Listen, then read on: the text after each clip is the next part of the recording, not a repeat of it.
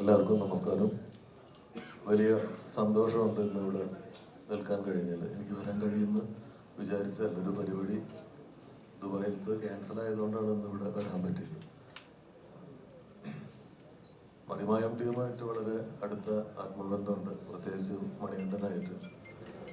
മണികണ്ഠൻ 22 വർഷങ്ങൾക്ക് മുമ്പ് main stream സിനിമയിലേക്ക് വരുന്നത് മീശമാധവനിലൂടെയാണ്.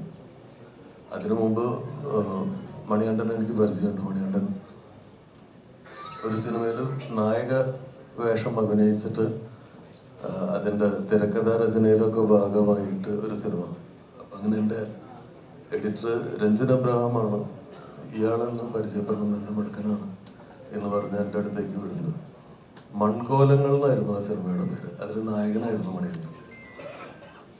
അപ്പം മീശമാധവനിലേക്ക് വന്നു. അപ്പം അന്ന് ഞാൻ മണികണ്ഠനോട് പറഞ്ഞു, കുറച്ച് കൂടുതൽ കാലം സിനിമയിൽ സ്ട്രഗിൾ ചെയ്യേണ്ടി വരും മണികണ്ഠനൊക്കെ. കാരണം സത്യേട്ടൻ്റെ പടങ്ങൾ കാണുമ്പോൾ അതിൽ ഉണ്ടായിരുന്ന നമ്മൾ സ്ഥിരമായിട്ട് കാണുന്ന കഥാപാത്രങ്ങൾ അഭിനയിച്ചിരുന്ന ശങ്കരടിച്ചേട്ടൻ, ഒടുവിലേട്ടൻ, അതുപോലെയുള്ള ഇന്നസെൻ്റ് ഏട്ടൻ, മാമുക്ക, അങ്ങനെ അവരൊക്കെ ഒരു പ്രായം കഴിഞ്ഞതിന് ശേഷമാണ് സിനിമയിൽ എസ്റ്റാബ്ലിഷ്ഡ് ആയിട്ടുള്ളത്. അതുപോലെ ഒരു പ്രായം വരെ കുറച്ച് സ്ട്രഗിൾ ചെയ്യേണ്ടി വരും മണികണ്ഠനൊക്കെ സിനിമയിൽ എന്ന് ഞാൻ അന്ന് പറഞ്ഞു. അത് അറും പറ്റിയ പോലെ. പക്ഷെ അതിനു മുൻപ് മറിമായം എന്ന് പറയുന്ന പരിപാടി വരെയും ഏതൊരു സിനിമാ താരത്തിനേക്കാൾ കേരളത്തിൽ പോപ്പുലറായിട്ടുള്ള ആക്ടറായിട്ട് മണികണ്ഠനും സംഘവും മാറി. സ്നേഹ എൻ്റെ കുറേ സിനിമകളിൽ അഭിനയിച്ചിട്ടുണ്ട്. മണികണ്ഠൻ ഒരു കാലത്ത് എൻ്റെ സിനിമയിലെ എൻ്റെ സ്ഥിരം നടന്മാരിൽ ഒരാളായിരുന്നു. അവരിപ്പോൾ ഒരു സിനിമ സ്വന്തമായിട്ട് ചെയ്യാൻ പോകുന്നു. മണികണ്ഠൻ എഴുതും എന്നെനിക്ക് നേരത്തെ അറിയാം. ഞാനും മണികണ്ഠനും കൂടിയിട്ടൊരു സിനിമ മുമ്പ് പ്ലാൻ ചെയ്തിരുന്നു. നല്ല വായനയൊക്കെ ഉള്ള ആളാണ്. അപ്പോൾ TV കൊച്ചുബാബയുടെ പടിവാതിൽ എന്ന് പറയുന്നൊരു കഥ മണികണ്ഠൻ സ്ക്രിപ്റ്റാക്കിയിട്ട് എൻ്റെ അടുത്ത് വരെ ഞങ്ങൾ കുറച്ചു കാലം അത് ഡിസ്കസ് ചെയ്യുകയൊക്കെ ചെയ്തതാണ്. പക്ഷെ പിന്നീട് അത് മുന്നോട്ട് പോകാൻ പറ്റിയില്ല. പക്ഷെ അത് നന്നായി എഴുതിയിരുന്നു മണികണ്ഠൻ. അപ്പോൾ ഇത് വെറുതെ ഒരു മോഹത്തിന് പുറകെയുള്ള ചാടി പുറപ്പെടലാവില്ല എന്ന് എനിക്ക് ഉറപ്പുണ്ട്. ഈ സിനിമ നല്ല സിനിമയായിരിക്കും. ഇവര് ചെയ്യുമ്പോൾ അതിനൊരു സാമൂഹിക പ്രതിബദ്ധത, ആക്ഷേപഹാസ്യമൊക്കെ ഉണ്ടാവും എന്നുള്ളത് ഉറപ്പാണ്. അപ്പം നല്ല സിനിമയാണ് ആൾക്കാർ പ്രതീക്ഷിക്കുന്നത്.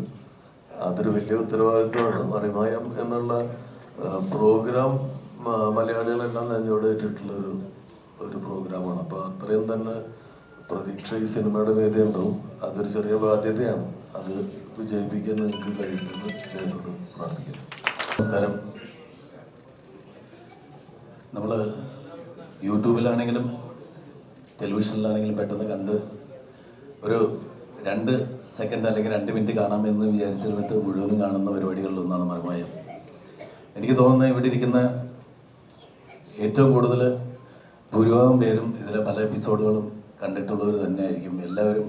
അതുകൊണ്ട് തന്നെ ഇതിൽ അഭിനയിക്കുന്നവർക്ക്, ഇതിൻ്റെ അണിയറയിൽ പ്രവർത്തിക്കുന്ന, ഈ സിനിമയുമായി ബന്ധപ്പെട്ട എല്ലാവരും സുപരിചിതരാണ്. പിന്നെ ചില സിനിമകൾ അനൗൺസ് ചെയ്യുമ്പോൾ തന്നെ നമുക്ക് കാണാനായിട്ട് തോന്നാറുണ്ട്. അതിൻ്റെ പേര് കേൾക്കുമ്പോൾ അല്ലെങ്കിൽ എന്തൊരു വൈബ്, ആ പടം അനൗൺസ് ചെയ്യുമ്പോൾ തന്നെ നമുക്കത് ഈ പടം കാണണം എന്ന് തീരുമാനിക്കുന്ന സിനിമകളുടെ കൂട്ടത്തിൽ തന്നെയാണ് ഈ സിനിമ. തീർച്ചയായിട്ടും അങ്ങനെ സൂപ്പർ ഹിറ്റായി മാറട്ടെ എന്ന് ആശംസിക്കുന്നു. അണിയറ പ്രവർത്തകർക്ക് എല്ലാവിധ ആശംസകളും. Thank you so much. Marimayam എന്ന പ്രോഗ്രാം ഇവിടെ പ്രസംഗിച്ച എല്ലാവരും പറഞ്ഞു മറിമായത്തിനെ കുറിച്ച് വളരെ വളരെ നല്ല രീതിയിൽ. കാരണം വെച്ചാൽ മലയാള സിനിമയിൽ, മലയാള ടെലിവിഷൻ രംഗത്ത് ഒത്തിരി പ്രോഗ്രാമുകൾ നമ്മൾ കാണാറുണ്ട്. അതിൽ ഏറ്റവും വിജയിച്ച ഒരു പ്രോഗ്രാമിലൊന്നാണ് മറിമായം. അതിപ്പോൾ സിനിമയായിട്ട് വരികയാണ്. ഇതൊരു ഗംഭീര വിജയമാവട്ടെ എന്ന് ആശംസിക്കുന്നു. അതുപോലെ തന്നെ ഒരു അഭ്യർത്ഥനയുണ്ട്.